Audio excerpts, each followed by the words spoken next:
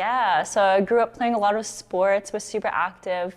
Outside of like high school, I found it a little bit difficult to stay active. I actually, funny enough, have a math degree. I was in school, not too sure what I wanted to do. And then in my last year of university, I had an office job, did like a bunch of like expenses for this company. And I thought originally that was like the path I was gonna go down, just office job, dealing with numbers, using that math degree. But I quickly realized that that was not for me. I feel like I don't have the attention span for that. So very quickly on, I like realized I was like, yeah, this probably will not last very long. And I was loving the gym, worked out all the time. So in that last year of university and when I had that office job, I decided to do my personal training certification at the same time. And then I decided to just like go all in there. I quit my job and decided to pursue personal training.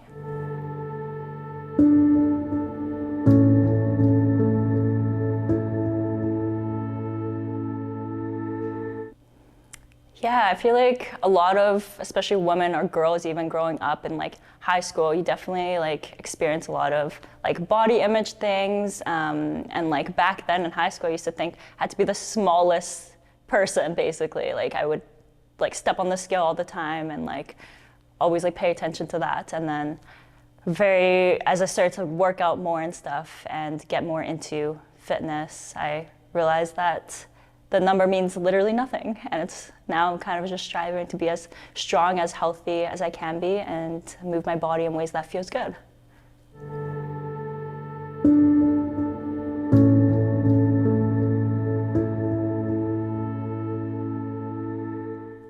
There's a lot.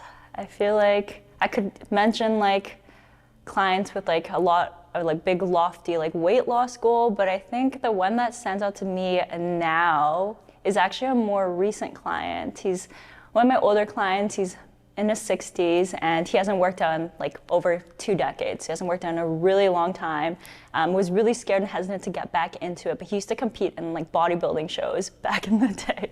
And I started training with him probably 2 to 3 months ago, and he just like, I got him to do exercises that he never thought he'd ever be able to do again. So it's great to see that success with just like how he's gotten so much stronger, but also so much more confident and just loving the gym again after a long period of being off of it. It also shows that you can work out at any age. And you can start whenever as well. It's never too late.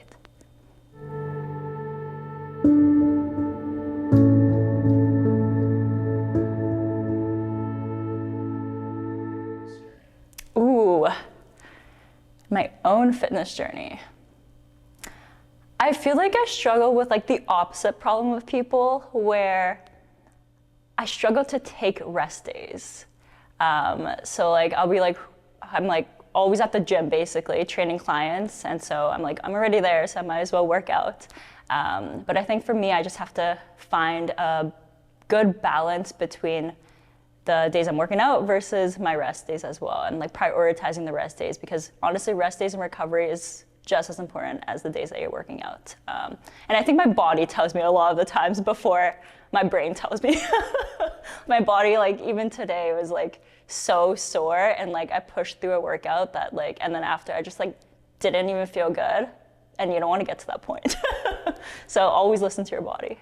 Yeah, if you're sore, just prioritize and you haven't taken a recovery day in a few days, maybe just take that day to do active rest, go on a walk, right? Or just like roll and stretch and like do the stuff that's actually gonna make you recover better, so.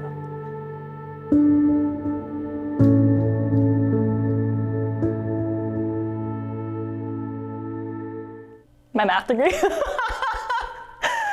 The 4 years I spent in university. No, kind of. I feel like growing up, I was raised in a way that like we had to go to post-secondary school, like you had to have a degree, like education is everything, which it is important, but so right out of high school, I just basically got pressured into going to university, right? And I kind of just picked something really randomly that I was like good at in high school, but in hindsight, like that was literally just like pressure from my family that I felt like I had to.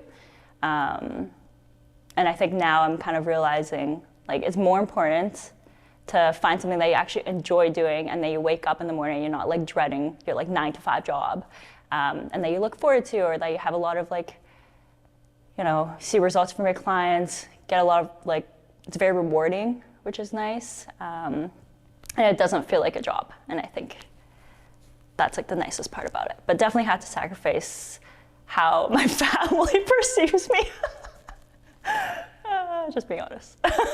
They're more open to it now, but definitely in the beginning they're like, is that really what you want to do? Like, you have a degree, like, and I got, like, people would send me like job postings for like, yeah, like accountant jobs and stuff like that. But yeah, because they were really trying to push me in that direction. So yeah, I'm glad I didn't though. I'm glad I decided to do this.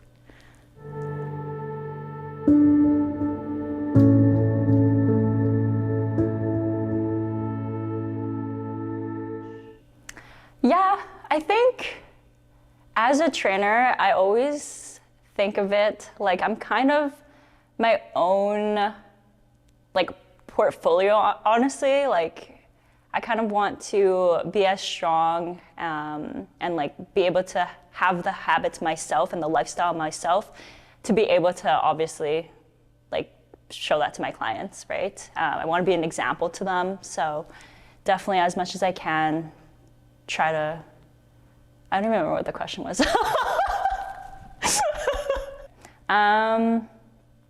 Yeah, I think fitness outside of being a coach, I think it's really important for me to have those habits and lifestyles and maintain a physique that's, you know, strong, healthy, and move my body a lot, because I think we're leading an example for other people, for clients, for prospects even, for people on social media even, to obviously want to follow within those footsteps.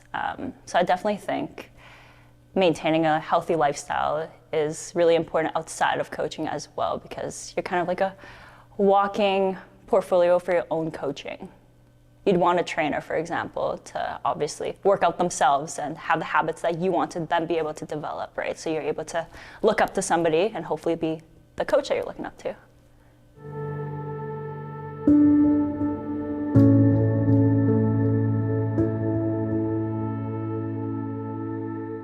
I think one of my very first clients, I remember kind of pushing her probably past her limits, but she didn't really know what her limits were just yet. But I remember like she was doing exercise and she like didn't want to take any rest.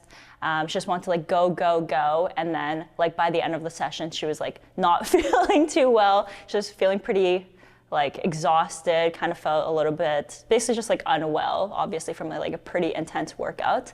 And I think from that, there's a lot of clients who I see even now, and they kind of have a similar mindset. But from that first client that experienced that, she then ended up taking like a couple months off of working out. Because she just did not feel well after that workout. She was kind of like a little bit afraid afterwards, which is very fair. And so now I think with my clients now, I've learned like the importance of not just pushing your client, but also prioritizing, you know, the time that they're taking to rest as well. Make sure that they fueled the body well beforehand, right? Taking into account so many other factors that can affect how they feel throughout the workout. Because the most important thing is that they end up wanting to come back and that they look forward to working out, look forward to the session.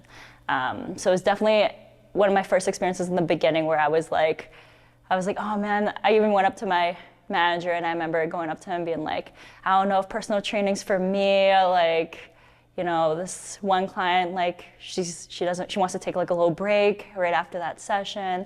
But honestly, it made me have that learning curve right in the beginning.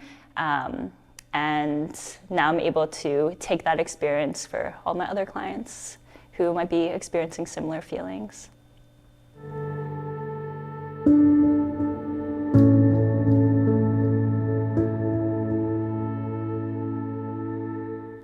Yeah, I think a big lesson I've learned is kind of going back to what I mentioned a bit earlier, is like the weight on a scale literally does not mean that much. I think growing up being so hyper-focused on that number and being surrounded by like a lot of other girls or females who also had that similar approach, and they were like, I want to stay within, right at 100 pounds, for example, and getting into fitness, quickly learned that that number literally does not mean anything. And it's all about fueling your body well, get enough protein, obviously, moving your body in ways that works for you, and just get stronger, and I think that's the most important thing. And I think that's one of my favorite things that has changed a lot with fitness throughout the years, is that's not all about being super thin. I think now there's definitely more insight on and positivity on women being strong. And also, I think a lot of the times I've learned that a lot of women just want to do a lower body all the time, just want to train and grow their glutes and stuff. But now it's really nice to see especially even in the gym as well, just a lot of women training upper body a lot more, having a lot more goals when it comes to upper body, getting pull-ups, push-ups, all that kind of stuff, which is actually really awesome. I love that, because I think you should be strong all around.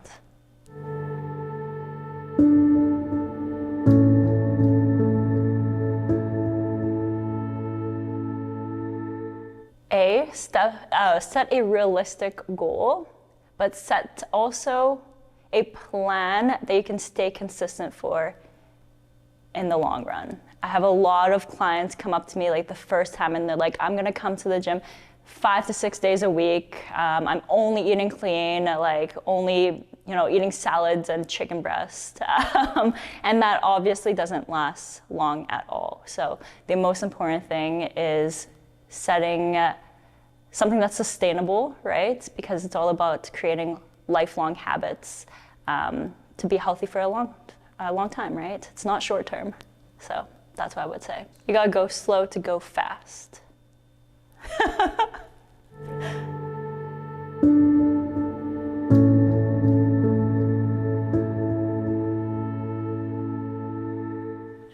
Good question. I wish I knew.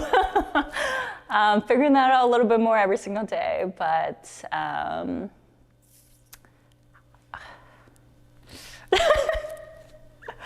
that's actually something I'm trying to figure out. Yeah, I actually feel like I've been thinking about that a lot more recently. Ideally, I'd like to get more into online coaching and training clients more privately, and focus a bit more on the brand Fit with Megs itself. Yeah, and then continue working with companies that I love to work with, like A&S and Popeyes. Plug in. Plug. It's true though.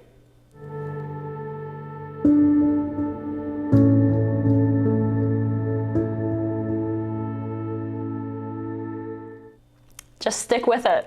Just stick with it. No matter how hard it is, no matter, there's days that you obviously wake up and you don't feel like it, personal things, all that kind of stuff.